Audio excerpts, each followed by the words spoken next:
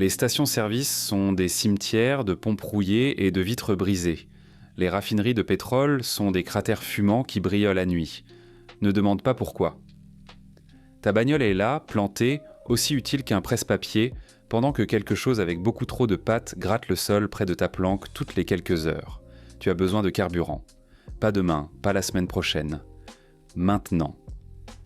Je suis assis là, à fixer le réservoir vide, et je me rappelle l'époque où je me contentais de rouler jusqu'à une station, de glisser la carte et basta. Aujourd'hui, ces temps-là ressemblent à un conte pour enfants. Un conte auquel plus personne ne croit. La bonne nouvelle, c'est qu'on fabrique de l'essence avec des ordures au sens propre. La mauvaise, c'est que ça peut te tuer. Mais bon, marcher à pied te tue aussi quand ces trucs-là dehors te repèrent. Commence par chercher quelque chose qui a déjà été vivant et qui peut brûler. Du bois, des tiges de maïs, de vieilles bouteilles en plastique d'avant, des pneus usés, cette viande séchée douteuse que tu gardais, tu n'es plus difficile. Balance tout dans un récipient métallique, un fût en acier, un vieux chauffe-eau, n'importe quoi qui a survécu aux incendies. Scelle-le bien mais perce un trou en haut et enfonce-y un tube en cuivre. Pas de cuivre? L'acier fera l'affaire. Pas d'acier? Dégote un tuyau d'échappement sur une bagnole. L'apocalypse, c'est l'impro, pas la perfection. Je pose la main sur l'acier froid du fût. Il garde encore des traces de ce qui a brûlé là-dedans la dernière fois.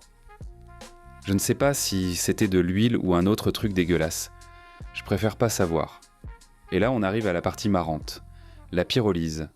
Gros mot, concept simple. Tu fais cuire les déchets sans oxygène jusqu'à ce qu'ils se décomposent en gaz. Allume un feu sous ton récipient. Chaud. Plus chaud que ta rage contre le connard qui a lancé ses foutus missiles. Quand la température dépasse les 400 degrés Celsius, tu n'auras pas de thermomètre, alors tu attends juste que le métal brille comme l'œil d'un démon, la vapeur commence à jaillir par ce tube. Sauf que ce n'est pas de la vapeur.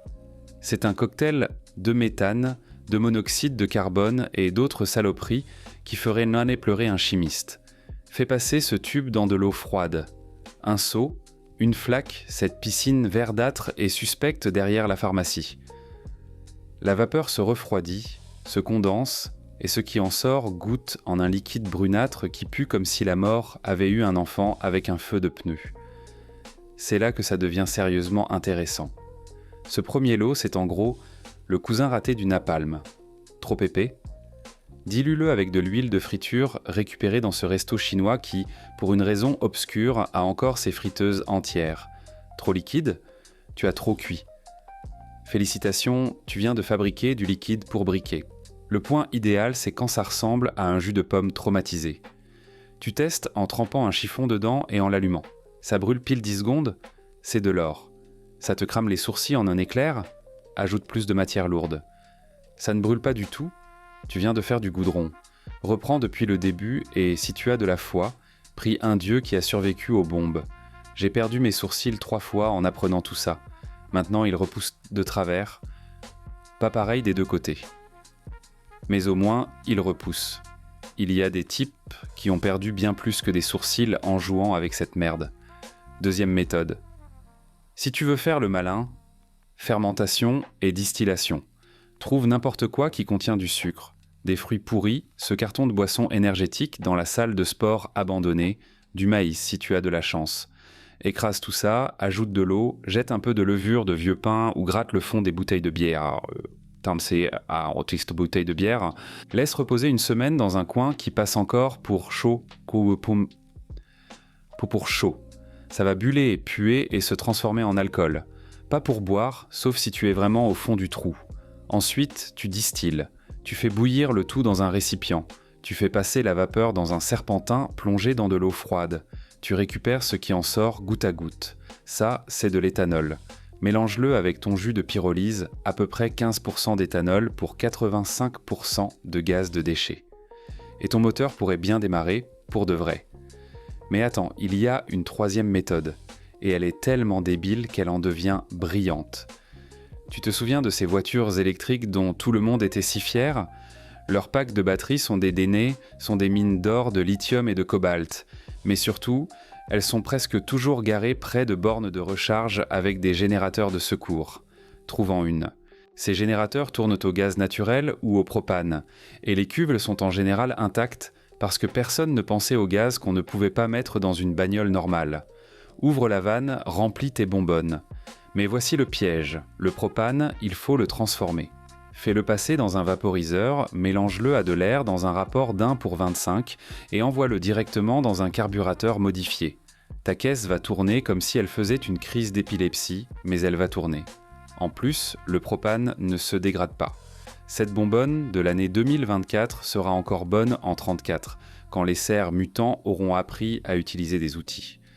La science est simple. Les hydrocarbures restent des hydrocarbures. Ton moteur s'en fout de savoir s'ils viennent d'Arabie Saoudite ou du tas de compost de Satan. Les longues chaînes de carbone cassent sous la chaleur et se reforment en chaînes plus courtes. Ça, c'est ton carburant. Est-ce que ça brûlera proprement ? Putain, non. Est-ce que ça brûlera ? Probablement. Est-ce que ça va exploser ? Il n'y a qu'une seule façon de le savoir. Petit conseil pro de quelqu'un qui a fait exploser 3 bagnoles pour comprendre tout ça. Mais toujours, tes récipients à la masse. L'électricité statique plus carburant fait maison, ça donne une belle histoire d'horreur que quelqu'un finira par bomber sur un mur. Enroule un câble autour de ton fût.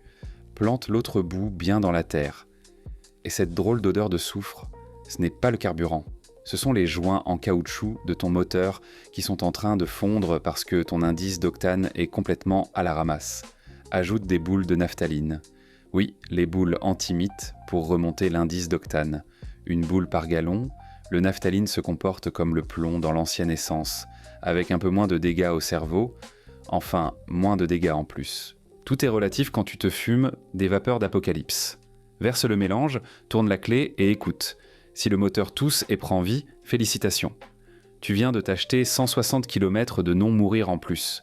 Si tout part en flammes, au moins tu auras chaud cette nuit. Je suis là, debout, la main sur la clé de contact, et je sens cette peur familière. Ce moment entre la rotation de la clé et le bruit du moteur, ou l'explosion. C'est toujours comme une roulette russe, sauf qu'avec du carburant de poubelle.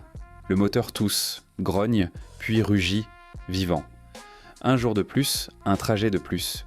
Une chance de plus d'atteindre un endroit où les choses avec trop de pattes ne grattent pas près de ton jardin la nuit. Si tu veux d'autres moyens de survivre quand la civilisation n'est plus qu'un souvenir, abonne-toi. Ici, on ne vend pas de l'espoir. On donne des instructions pour tenir un jour de plus.